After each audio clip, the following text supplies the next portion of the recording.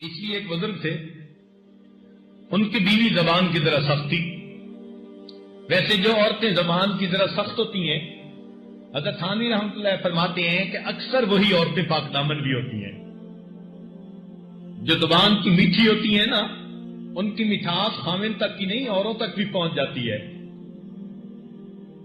تو فرماتے ہیں کہ جو زبان کی تھوڑی سخت ہوتی ہیں، پاک دامن بھی اکثر وہی ہوتی ہیں۔ کوئی کلیہ نہیں ہے، مگر عام طور پر دیکھا گیا۔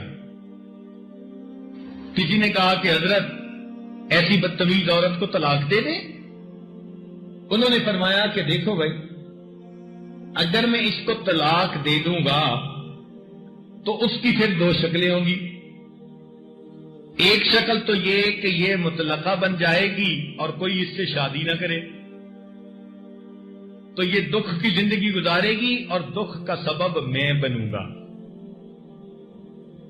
اور دوسرا سب شکل یہ کہ یہ شادی کرے گی تو جو عادت اب ہے وہ پھر بھی رہے گی، تو دوسرے خاوند کا دل دکھائے گی اور اس مسلمان کا دل دکھنے کا سبب بھی میں بنوں گا۔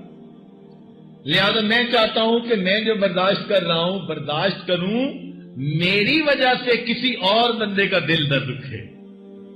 طلاق نہیں دیتے۔ اللہ والوں کی سوچ دیکھو کہاں جاتی ہے۔